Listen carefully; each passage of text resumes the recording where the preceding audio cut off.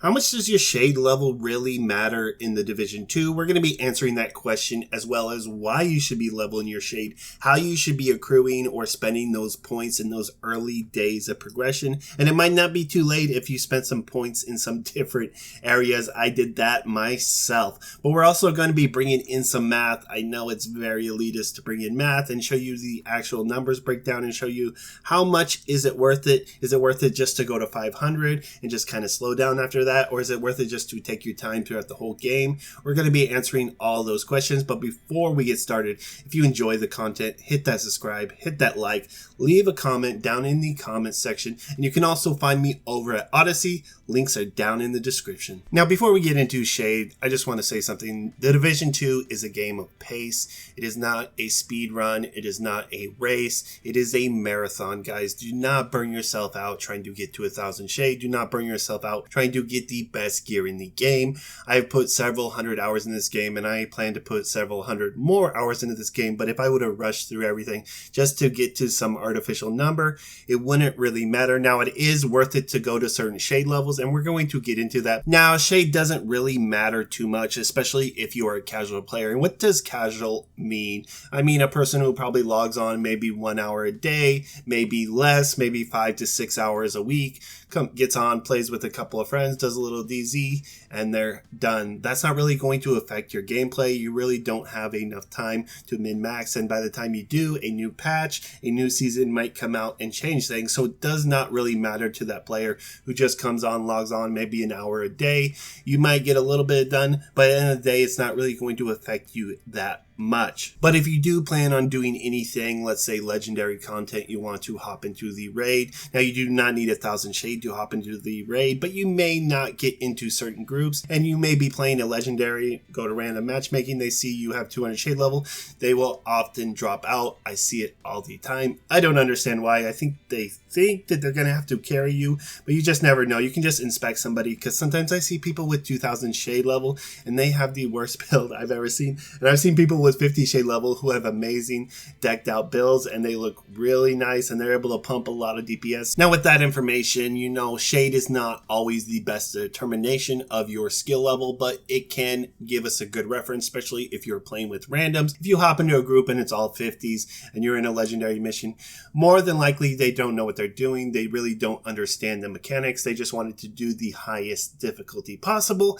and it's no blame to them, but they're going to learn the hard way, especially if they did not come prepared. Then we can also go over and look at PvP, and shade level plays a huge role in there. Not only does shade level increase our output, but it also increases our incoming mitigation. So we'll have extra armor, we'll have extra Hasbro, and a few other things, a little more extra health. Now, let's say we are at 1,000 shade and we run into an encounter in a DZ, and someone is running the same build, the same setup that we have, and he has 0 shade. Now, we are going to win that encounter probably 100% of the time. There may be a few one-offs. Maybe he did something a little different and he was able to win that encounter, but 90% of the time we're going to be able to do more damage, take more damage, and still survive, and he's going to be dead with his loot on the ground. So when it comes to PvP, shade level does play a huge role, and gear. That's when the min-maxing really comes into play. Now that my subjective opinions are out of the way, let's get into the actual math and the numbers, and we're going to be showing you guys how you should be leveling your shade watch, where you should be putting these points in at those early points of your progression path. As well, we're going to be showing you the different numbers from the different tiers. So we're going to start at 0 shade, and we're going to move our way up to 250 shade, see where our numbers are at there,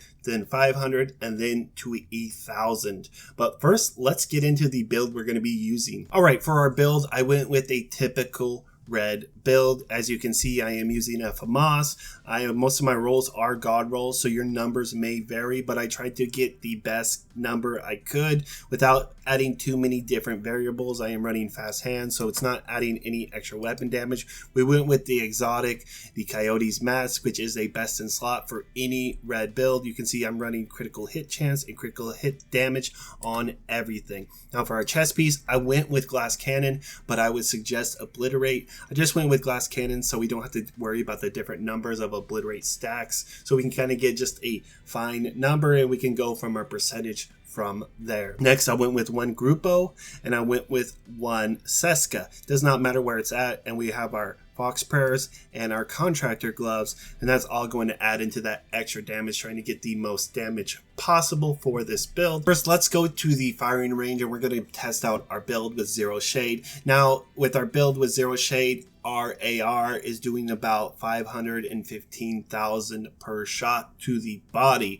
Not a bad place to be at, especially for zero shade, and it is very competitive. It is something you can take into the raid and you're going to have no problem, but we want to push past that, so we're going to start leveling our shade watch now. Alright, now we've leveled up our shade, and we're going to go through each node so you can see how we should be leveling it up in the real games. Next, we're going to go into armor, which does not play too much, but we're going to want to put all of our next 50 points into armor. That's going to make it a lot easier, and we're not going to be as squishy. From there, I went into the handling tab, and I went with reload just so I have more uptime on my damage. Now you can choose either one if you're having trouble with accuracy or stability. The ammo capacity really should be last on your list. And then next in utility just has to do with skills. So if you end up running a lot of skill builds, or you prefer running skill builds more than anything, definitely go skill damage first. We're going to be looking for the most throughput for each shade level. Now after that, we went back to the firing range, and now we are doing about 5% more damage, which doesn't seem like too much, but it is a lot in the whole scheme of things. Now we're on our next tier. So we're going to be going up to 500 shade, and we're going to be putting our points into critical hit chance,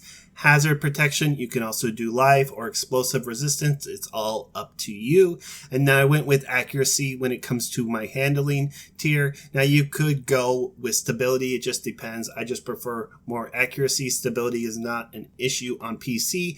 And then when we go to our utility tab, I just went with skill haste. Now let's hop over to the firing range and test out our damage. And we had quite a significant increase. We went from doing 530k or 537k per bullet. Now we are doing 591k a bullet. Now that is a huge increase. It's about 10%, and we got about double the amount we got from our first 250. So we can see getting up to 500 is very essential. That's going to give us about 15% extra weapon damage. But let's continue this test and see where it ends up. Now we're at our third tier, so we made it to 750, and we went into critical hit damage, explosive resistance. We finally filled out our stability, and then we went over to skill duration. Now we saw a nice bit of a jump, so we went from 591k. Now we are up to about 638k, which is a nice jump. I think it was about an 8% jump, not as much as a 10% jump, but still worth it to get to 750. Now we're finally at 1,000 shade, and we did not really see any more gains. We did see some more headshot damage, but generally if we're using a high RPM AR, we're generally not going for those headshots unless we are in certain boss encounters or different things like that where we know we can always land those headshots, but our headshots are doing about 800,000. So once you get to about 750, you're not going to see that much in gains, but you will see quite a bit. 0 to 250, a little bit, about 5%. You get that 250 to 500, which I did not expect to see a huge 10% jump, but I'm not really surprised because we were able to change around our mods and different things. And then from that 500 to 750, we saw a huge 8% jump as well. So you're almost about 25% more damage than you were doing with a red build. Quite worth it to at least get up to, I would say, 500. I think you really don't need to grind out that much. And generally, I wouldn't grind out those shade levels just to grind out shade levels. Now, if you do just love grinding out shade levels to grind out shade levels, go ahead, do that, have your fun, do that. But this kind of echoed what I thought before I tested this out. I did not really feel that much of an increase for those 250 shade levels, and I felt like this watch is useless. But after about 500, it felt a little more smooth, and by the time I hit 750, I felt like I could run any build and run anything, and that's where we kind of want to be at, where we don't really feel like we're not doing as much damage because we're not at the right shade level. But you can see it is quite worth it to at least get up to 500. Try to get to 750 as fast as you can. But like I said, do not push yourself. And you guys have a great day. I hope you enjoyed the math. If you enjoy these kind of videos, let me know down in the comments. And thanks again for watching.